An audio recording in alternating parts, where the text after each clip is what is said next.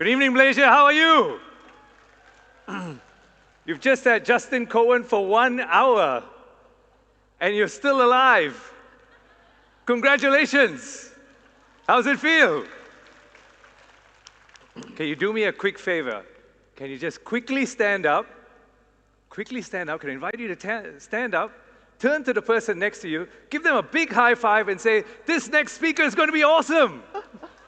Quick high five. This next speaker is going to be awesome. High five, high five. Excellent. Thank you very much. You may sit down. It's a little bit premature, but I will accept that. I will accept that. Very kind hospitality. As Ben said, my name is Dr. Avi Ratnanesan. I'm the founder and CEO of NHS. We're an Australian company, and I've lived in Australia for over 25 years now, working on leadership, growth, business, and helping particularly CEOs and C-suite organizations and executives build the greatest companies in the world and help their people grow into amazing human beings at the same time. Now, everything I'm going to share to you is knowledge that I want you to have that you can take back. And I'm so excited that you're here for this session because this session is probably going to be the most important session of the day. Why is that? Well, let me start with a story. Several years after I became a doctor, I decided to switch into a management role after doing an MBA. And very fortunately, I got moved up the corporate ladder really quickly, to the point that I actually got appointed as Chief of Staff of Pfizer in Australia. Anyone heard of the company Pfizer? Yes. I was Chief of Staff of Pfizer in Australia at the age of 34. And I was advising the CEO of the largest company in the industry. The CEO at the time was a transformational and inspiring leader, a man called John Latham. And John, in his 4 years at Pfizer, grew it to become the largest and most powerful company in the whole health industry in Australia. When he retired, I wanted to learn from John. And I asked John, in all your years at Pfizer, what was your biggest success? Now, John is a former CFO. He's a chartered professional accountant. He used to be a PwC consultant. And I was pretty sure the thing he was going to say was, Avi, I loved it when we broke the $1 billion revenue record in Australia for the first time in history. I was pretty sure he was going to say that. But he didn't. He said, Avi, my greatest achievement is the leaders that I helped build in the company and the impact they went on to make in the world from what they learned here. That answer changed my thinking about success in business and success in leadership for the rest of my life.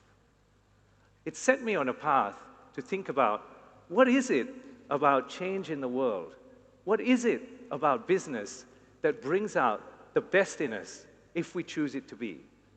Who are the inspiring leaders that you think about when you look at the internet, and do any of these faces come up?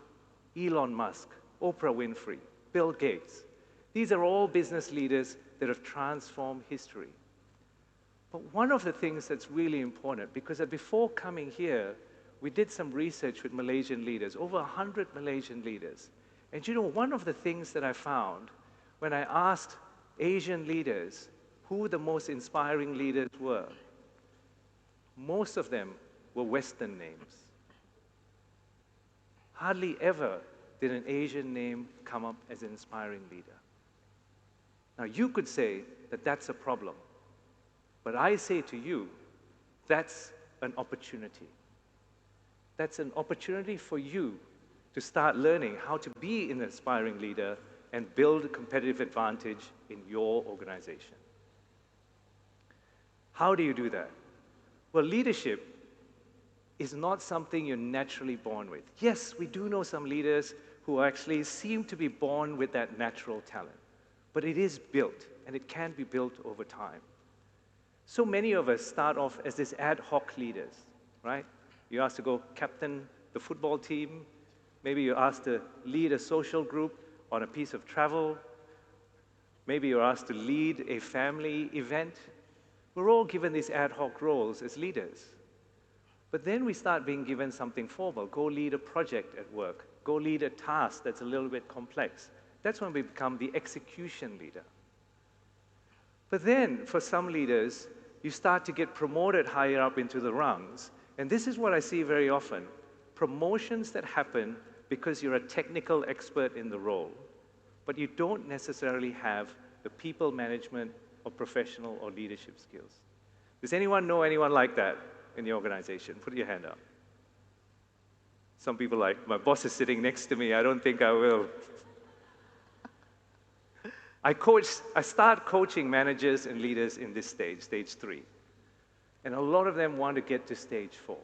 Because to grow your business to a completely different level, to grow your organization to a completely different size, you need to start building empowering and becoming an empowering leader.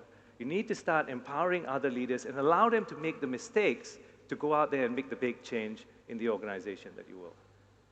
But from all the CEOs that I work with, some of the best in the world, the secret desire for all of them is to be this, the inspiring leader. They all want to inspire others. And do you know why? Because the day you start inspiring others is the day you start inspiring yourself. That is the day you wake up in the morning and you start to love the job that you do.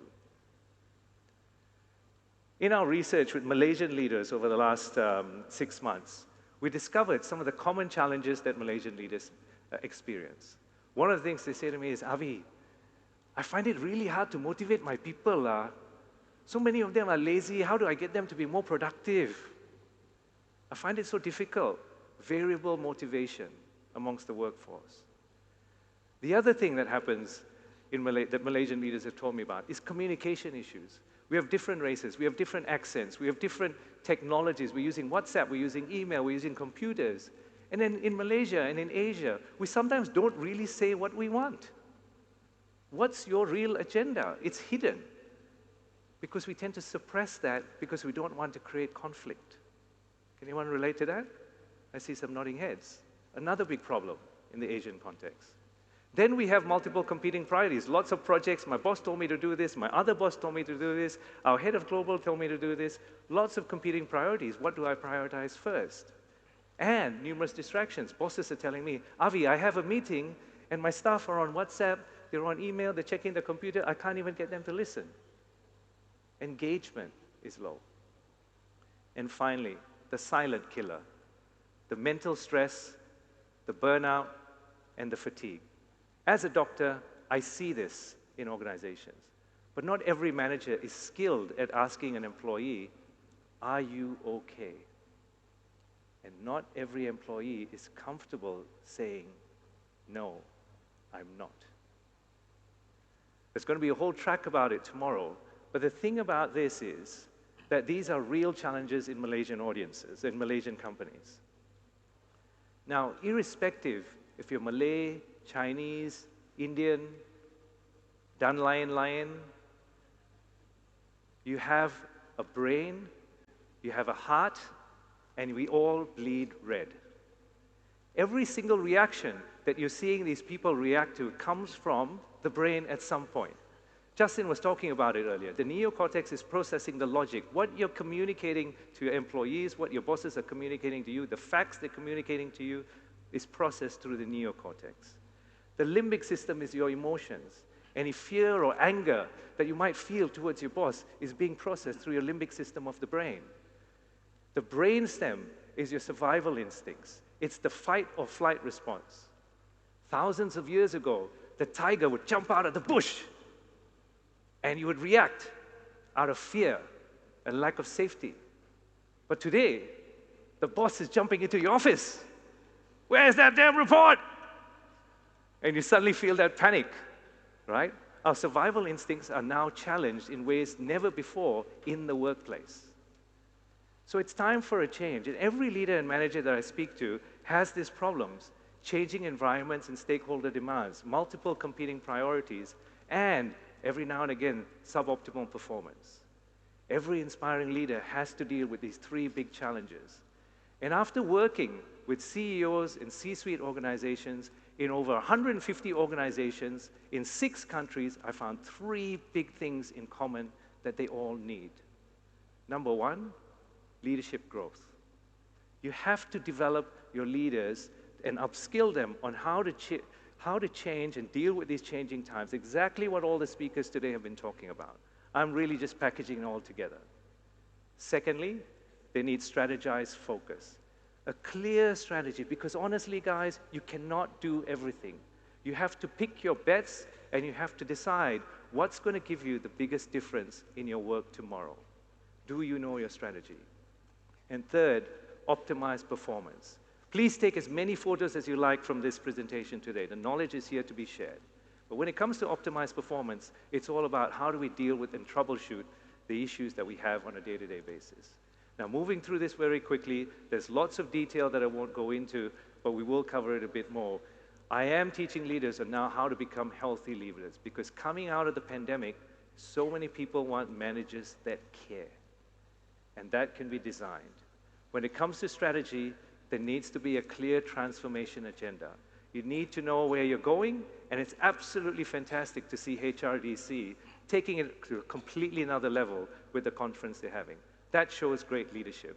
Finally, when it comes to optimizing performance, there are many aspects of performance that we need to look into, but so many leaders now are asking me for CFBE performance. Do you know what CFBE stands for?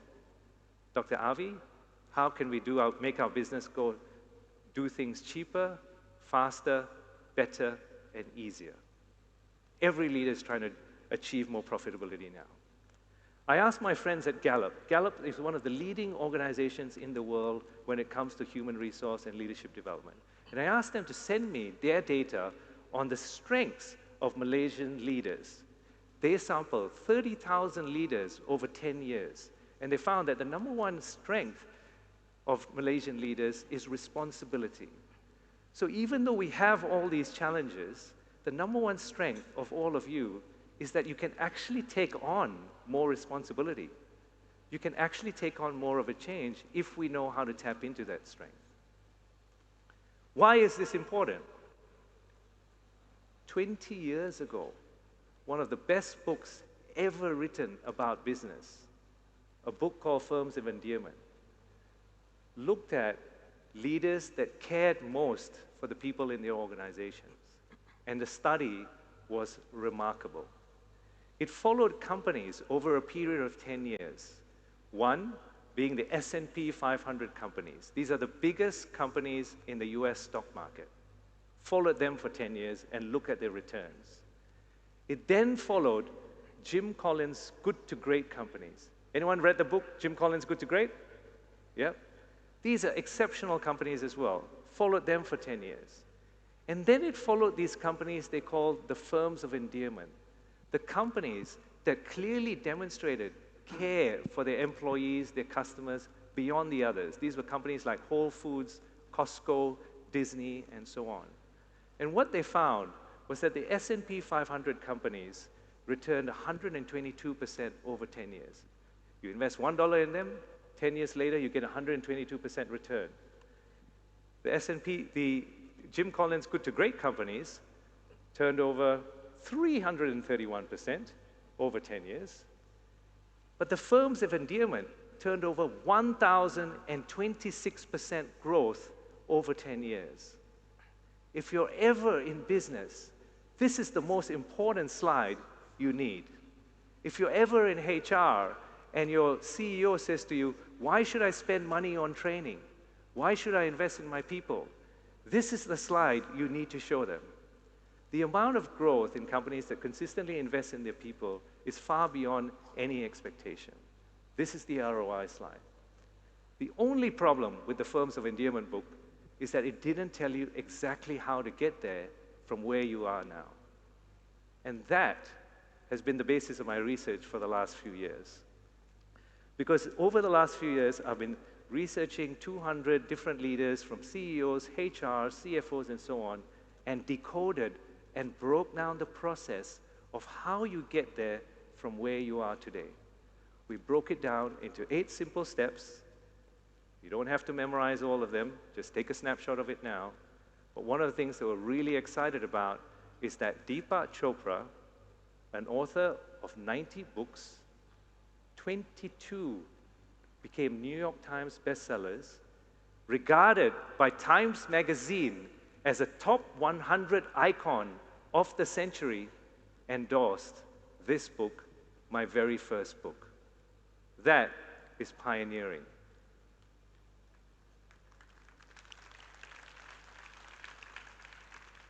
But what's more important for that is how can this help you? So today, I want to share this book with you as a gift. All you need to do, send me a WhatsApp, connect with me on LinkedIn, come up to me after the conference, or send me an email, and you will get a free digital download of this book. Because my dream for my career is to help your dream as a leader come true. I'm Dr. Avi. Be well, do good. Thank you so much for your attention.